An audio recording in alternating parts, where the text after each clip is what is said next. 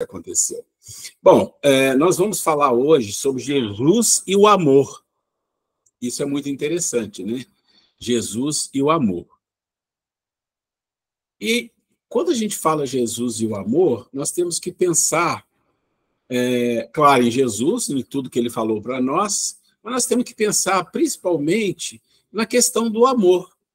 O quanto nós conhecemos do amor, o que o amor representa para nós, e quais os exemplos que Jesus nos deixou sobre o amor.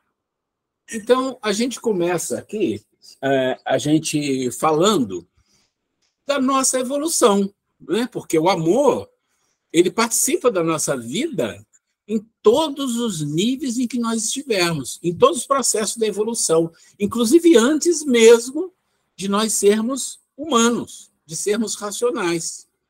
O amor participa dos processos da construção do planeta Terra, através de Jesus coordenando todo o processo, da natureza da construção do planeta Terra.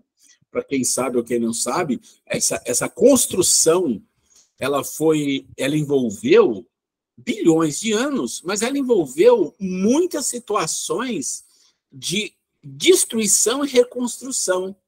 Nós tivemos muitas situações onde mais de 95%, 96% das espécies do planeta foram totalmente destruídas. Nós tivemos destruições através de fogo que abrasou todo o planeta Terra por vulcões, mais de uma vez.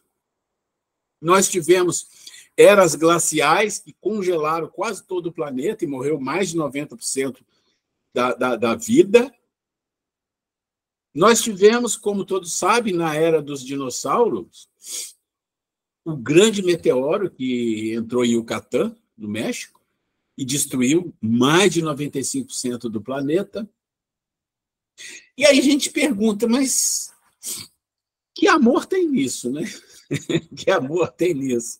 É que a nossa compreensão do amor, do poder do amor, da criação e da transformação, e da própria destruição, porque se nós olharmos lá no Allan Kardec, no Livro dos Espíritos, nas leis morais, nós vamos ler leis de destruição, né, lei de conservação, e a gente vai perceber que a própria destruição para a transformação faz parte de uma lei maior, que é a lei de amor.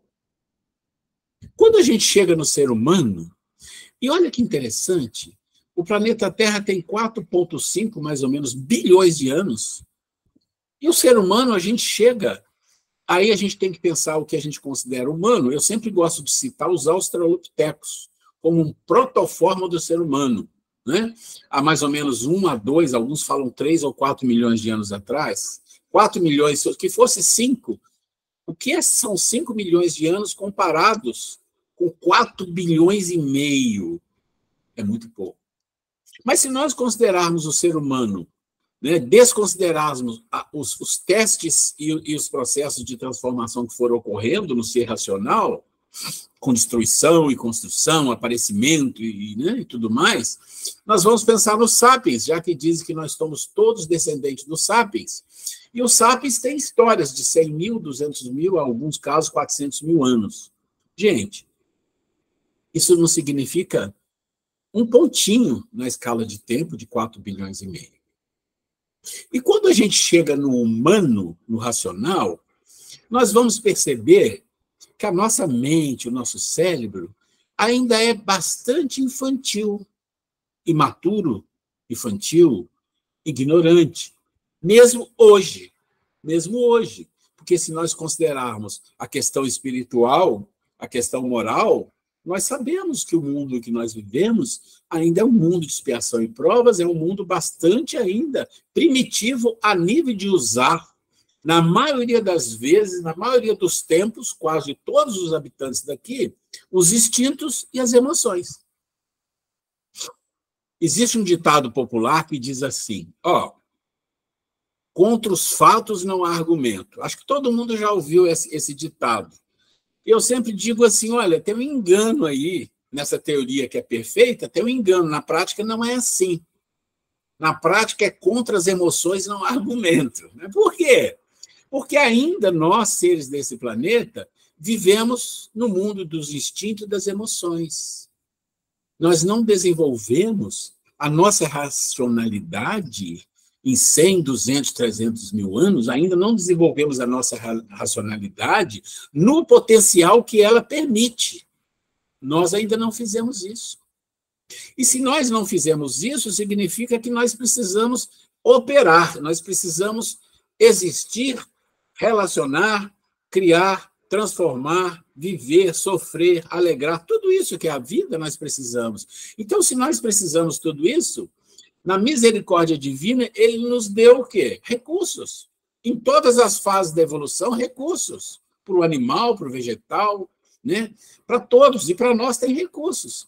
Só que os melhores recursos, ou os recursos que são os recursos mais excelentes, que nos proporcionarão uma vida melhor, uma vida mais leve, uma vida mais progressiva, uma vida mais evoluída, são recursos que nós não acessamos ainda, que nós conhecemos um pouco de história, um pouco de teoria, um pouco de nome, mas, na prática, conhecemos muito pouco. E quando a gente conhece um pouquinho desse recurso, conhecemos pelo lado da emoção, que não é o melhor, que não é o mais evoluído, vamos dizer assim. Se nós olharmos um pouco para a história, nós vamos ver que os recursos que nós temos dentro de nós, as potências, vamos dizer assim, que nos movem, os instintos são como aquele ancião, né? O instinto é o grande ancião da nossa vida. Por quê? Porque o instinto nos acompanha desde o vegetal, há milhões. Se nós queremos olhar seres anteriores ao vegetal, se nós queremos olhar seres ainda que estão bem mais atrasados que o vegetal, no mar, e irmos para o mar e olhar o período cambriano, 500, 600 milhões de anos antes, nós vamos encontrar ali instinto de sobrevivência. Isso é uma coisa que existe em nós há mais de 500, 600 milhões de anos. Os instintos. E as emoções apareceram no reino irracional há milhões de anos. E a razão apareceu há 100, 200 mil anos. Dá para entender aí que o potencial maior que existe em nós, que nos domina, que luta para sobreviver e combate de várias maneiras diferentes a nossa vontade, o nosso desejo de sermos mais racionais, mais inteligentes, mais afáveis, mais conhecedores das coisas espirituais, são muito fortes. São coisas do dia a dia. São lutadores ferozes e fortes que conhecem todas as técnicas de dominação. É assim que é. Isso está errado? Não. Isso está perfeito. Porque é assim que a vida toca. O animal irracional, ele é violento, ele mata para comer. Ah, está errado? Não. É assim que a vida toca. Os maremotos, as destruições, está certo, porque é assim que a vida toca a transformação. E na nossa vida também. Se nós não aprendermos a lutar contra essas condições instintivas e emocionais, que não são para ser suprimidas, mas para serem educadas, como é que você pode suprimir, dizer que é ruim, algo que te manteve durante milhões de anos sobrevivendo? Né? Se considerar o reino animal, vegetal e tudo mais. Como é que você pode considerar ruim as emoções que apareceram desde a nossa formação como humanos e até algumas antes? O medo, né? É uma coisa do animal irracional. Então, isso está dentro de nós e é uma potência. E essa potência tem uma energia enorme, tem uma capacidade enorme, que, se não trabalhada, quando o ser é racional, cria um complicador. Mas por que cria um complicador? Muito simples. Todos os seres irracionais, todos os reinos, eles são geridos por uma lei natural, divina, perfeita. O ser que mata, o ser que come, né? O ser que domina, o forte e o fraco, tudo isso é gerado por uma lei divina, perfeita. Se você olha para os seres irracionais, você vai ver, enquanto o homem não entra no circuito e não põe a mão, tudo funciona muito bem. Tudo funciona de forma perfeita. E aí? Como é que a gente faz? Nós estamos vivendo num momento de transição planetária. E esse momento de transição planetária é um momento onde existe muita turbulência. Todos que estudaram ou estudam um pouco de transição, nós fizemos um curso aí com vocês, há uns 2, 3 anos atrás, um ano de curso de transição planetária. Quem participou, e mesmo quem não participou, está lendo, está vendo palestras. Sabe o que ocorre nesse momento difícil? Esses momentos de transição são momentos de dor, de confusão mental, de falta de norte. Nós temos uma falta de norte. Como assim? Ora, há uns 40, 50, 60 anos atrás, e mesmo na minha época, vamos falar 50 anos atrás, um pouco mais do que isso, a gente tinha uma noção da vida como branco e preto. Isso é certo, isso é errado, é assim que é. Não tem mais, virou um cinza.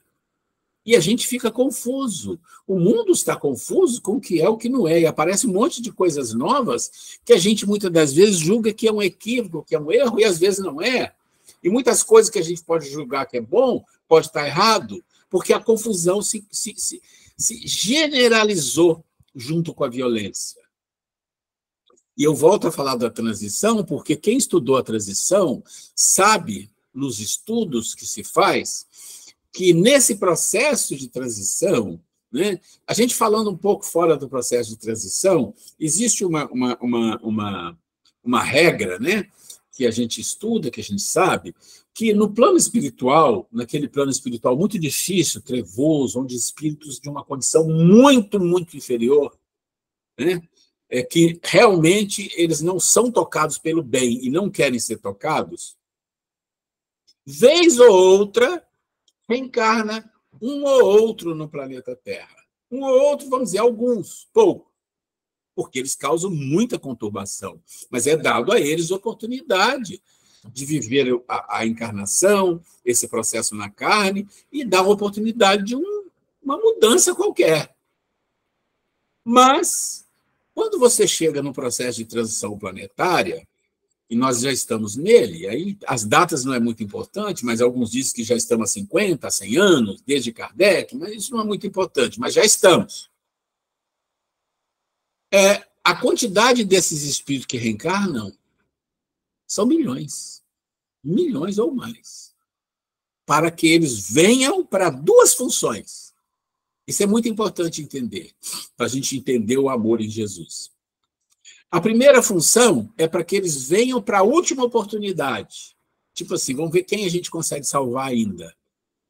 E aí você pode falar, mas não é um pouco injusto, exatamente nesse momento de transição, você tem uma quantidade enorme de espíritos aqui atrapalhando a vida daqueles que querem melhorar? Muito bem. Aparentemente, sim, mas eu disse que tem duas situações porque eles vêm. A primeira é de oportunidade. E a segunda? A segunda é de aferição. Aferição. O que é aferição? Né? Acho que a maioria das pessoas sabe. Vamos aferir um instrumento. Vamos aferir uma balança. Você tem que ter um aferidor e você consegue dizer, essa balança está aferida, está pesando da forma correta. Você tem que ter um aferidor. Aferição de quem? De todos aqueles que foram tocados pelo bem. Todos que foram tocados pelo bem não são os espíritos de bem, os bons. Não tem muito isso aqui no planeta, gente. A gente não pode se iludir. Espíritos bons estão no mundo espiritual ou missionários. A maioria de nós somos tocados pelo bem e lutando para fazer alguma coisa de bom. Ok. Esses espíritos tocados pelo bem vão ser aferidos, mediante a ser colocado numa situação de dificuldade que nós estamos vivendo. Quando você é colocado em situações de dificuldade em que nós todos estamos vivendo, como nós estamos vendo, de vários tipos diferentes, inclusive de situações de dificuldade de compreender se isso é bom ou ruim, é o bem, é mal, de fato, o que é isso? Até isso. Que isso inibe o nosso poder de escolha com uma certeza real, é uma aferição, para ver se a gente resiste à palavra de Jesus, né? E muitos não perseverarão, porque não resistirão. mas os que perseverarem se salvarão. É o momento que nós estamos vivendo. Muito bom.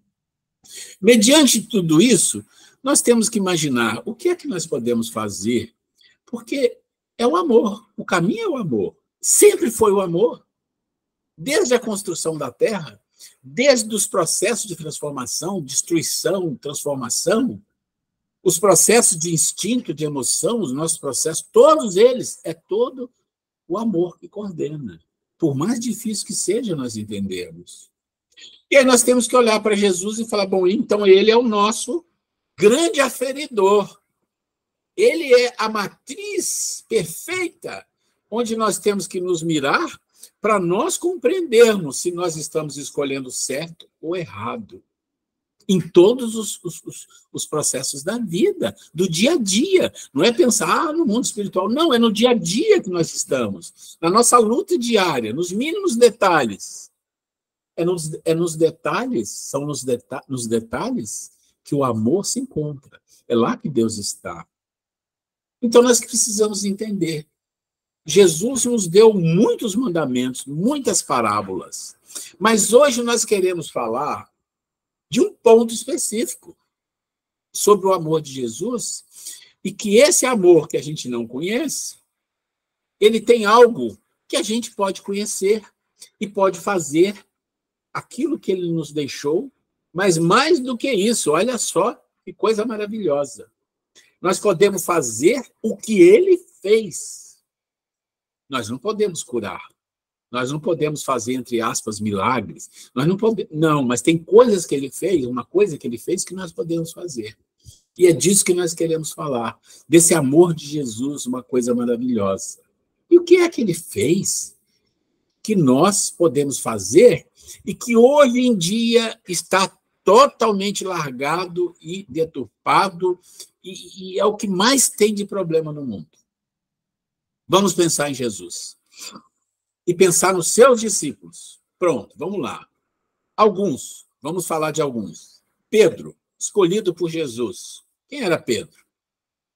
Tinha um bom coração, mas era nervoso, né? Raivoso, briguento.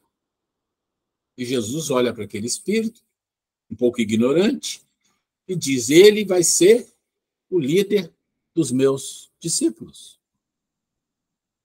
Dá para compreender uma coisa dessa? Vamos mais um? Jesus vai, escolhe Mateus, que escreveu muita coisa sobre Jesus, e tem o Evangelho de Mateus. Mas quem era Mateus? Mateus era odiado. Mateus era odiado pela sua própria família, porque Mateus era judeu, e ele era um cobrador de impostos. E uma das pessoas mais odiadas pelos judeus eram os cobradores de impostos. Por quê? Porque Roma dominava e chegava onde dominava e dizia, não, nós não queremos cobrar impostos. Quem vai cobrar são eles mesmos. Escolhem entre eles quem quer ser essa profissão de cobrador de imposto e diz para ele, você vai cobrar os impostos, vai nos dar a contabilidade, quem pagou, quem não pagou, quem está devendo, nós vamos punir quem não pagou, e você pode cobrar um pouquinho a mais, e é com você, você pode ficar até rico. Essa era a vida dos cobradores de impostos. Ficavam ricos comparado com os outros. E eram odiados. Mateus era odiado por todos os judeus. E os romanos não ligavam para ele, né? E Jesus chamou Mateus para ser um discípulo. E tem mais. Jesus conheceu a mulher samaritana. E o que é isso? Os samaritanos odiavam os judeus, não aceitavam nada que vinha dos judeus. Mas Jesus conheceu a mulher samaritana. E Jesus amou aquela mulher tanto que ela não resistiu àquele amor e ela foi a portadora junto aos samaritanos para que Jesus e seus discípulos entrassem para pregar. Jesus chamou para seus discípulos Judas Iscariotes. E vocês acham que Jesus não sabia que Judas poderia traí-lo? Mas Jesus apostou, né? Vamos trabalhar juntos, vou dar uma oportunidade. Jesus escolheu Simão, o Zelote. Quem era o Zelote? Zelote era um povo guerreiro, treinado desde pequenos, crianças, jovens, para matar. Eram letais. É como se fosse hoje em dia os ninjas que eles falam, né? Eles eram treinados para matar os romanos. Eram treinados. Jesus escolheu para ser seus discípulos. Jesus escolheu Maria de Magdala. Porque a gente fala dos discípulos, os homens, mas as mulheres, a gente não fala, não, Maria de Magdala. E quem era Maria de Magdala na história? Era uma mulher muito rica que vendia os prazeres, o corpo, para os homens ricos. Jesus foi lá e pegou a Maria de Magdala. Não, você vai ficar comigo. E aí você pensa, mas Jesus veio fazer um trabalho imenso, escolheu essas pessoas. O que significa isso? O que ele quer dizer para nós com isso? Que lição ele está dando para nós? Porque a gente não pensa muito, né? Que lição ele está dando quando ele escolhe os seus discípulos e não escolhe os grandes fariseus, os grandes sacerdotes, não, vai lá e escolhe aquele povão. E dentro do povão, alguns com dificuldades que hoje a gente fala, opa, o que é isso? Jesus veio trazer para nós uma lição de amor. E o mais bonito, gente, essa lição de amor que Jesus nos trouxe é uma lição que nós podemos praticar. Olha que coisa incrível. Se chama a inclusão. Inclusão. Coisa rara que nós não gostamos muito nos dias de hoje. Qualquer situação diferente em que a pessoa se coloque com algum problema, nessas áreas que eu coloquei, ou até mesmo de cor, a gente tem uma tendência a se achar melhor e não querer amizade, não querer conviver. Então, Jesus nos traz a mensagem de amor em todos os níveis, mas para nós, no nosso nível, ele nos diz, incluam todos na sua vida. Ame todos na sua vida. Ajude as pessoas, independente do que for. Lá ele tinha uma prostituta, tinha um assassino, tinha uma pessoa ignorante, raivosa, tinha um odiado por todos, tinha uma samaritana que ninguém queria se envolver porque eram pessoas diferentes, tinha um monte de coisa. Tinha pessoas violentas também, que a gente falar que Tiago, o maior e tal, tinha pessoas violentas. E ele incluiu todos. E ele redimiu todos. Amor. E a gente não tem o amor de Jesus, mas a gente tem algum. Pode ter certeza que nós temos. Basta que a gente deseje do fundo do coração. Meu Deus, me ajude a praticar o amor em várias coisas, mas principalmente na inclusão de outros na nossa vida, no nosso pensamento, na nossa prece, no nosso desejo de servir a Jesus nesse processo difícil que estamos vivendo da transição. Que Deus nos abençoe, muita paz, muita luz, peço muito perdão pelos atropelhos do início, mas eu acho que esse é o recado que eu queria deixar para vocês e que Jesus nos abençoe.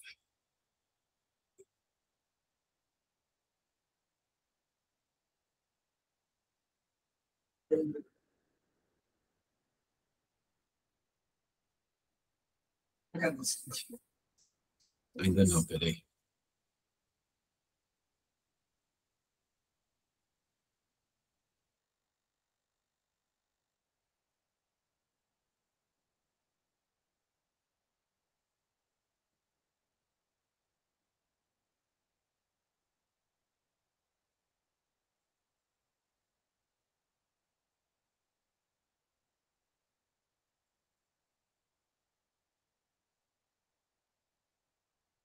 Passe virtual. Iniciando esse pequeno trabalho, afastemos da nossa mente e do nosso coração todos os pensamentos e sentimentos perturbadores que nos afetam e nos desequilibram a alma. Sintamos a presença dos amigos maiores, dos mentores da nossa casinha, do nosso guardião protetor, que se aproximam também eles, auxiliando-nos com seu envolvimento. Acima de tudo, porém, aproveitemos a serenidade do momento para trazermos à mente a mais bela imagem do Cristo resplandecente que conhecemos. Ele está aqui no meio de nós, porque um dia asseverou: onde estiverem 2 ou 3 reunidos em meu nome, ali estou no meio deles. Nesse instante, as energias benéficas vindas de um plano de luz chegam até nós, envolvendo-nos com suavidade e transmitindo a todos sossego, tranquilidade e a paz do Senhor Jesus. Não nos esqueçamos, porém, de que depende unicamente de nós o recebimento dos benefícios emanados pela espiritualidade maior, através do acolhimento, da confiança e, principalmente, da nossa fé. Façamos, então, a oração divina que o Mestre nos ensinou. Pai nosso que estais no céu, santificado seja o vosso nome. Venha a nós o vosso reino, e seja feita a vossa vontade, assim na terra como no céu. O pão nosso de cada dia dai-nos hoje. Perdoai as nossas dívidas, assim como nós perdoamos os nossos devedores. E não nos deixeis cair em tentação, mas livrai-nos do mal. Que assim seja, graças a Deus. Estamos agora prontos e nos preparando para o passe, com a mente e o coração abertos ao recebimento das mais santificadas energias do amor do Cristo. Façamos silêncio interior e deixemos que apenas a voz terna e cariciosa de Jesus sejam vida em nossas mentes e em nossos corações, chegando até as profundezas do nosso ser. Durante o passe, converse com o Mestre, abra seu coração, ele está à sua frente, escuta seus pensamentos e bem conhece a sua alma.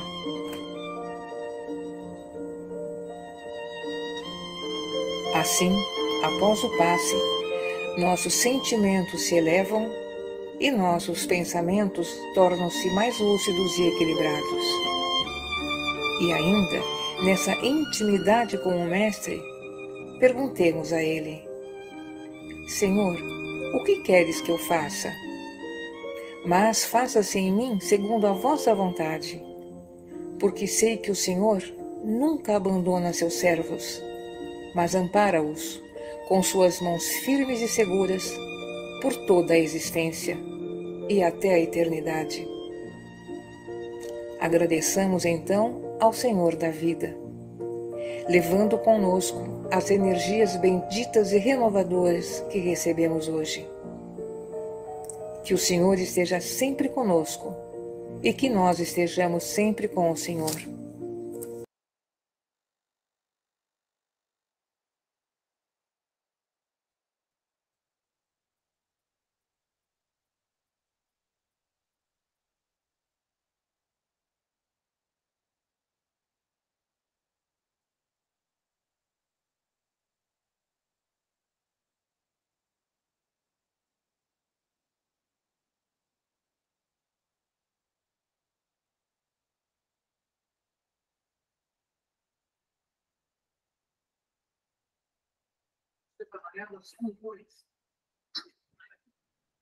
Boa noite a todos.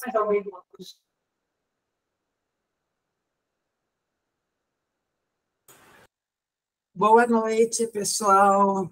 Um abraço para todos. Fiquem com Deus. Muito obrigada pela sua presença, pela presença do palestrante, da esposa do palestrante. Boa noite a todos. Fiquem Boa noite. Fiquem com Deus. Um beijo. Boa noite, gratidão. Denise, um beijo. Tchau.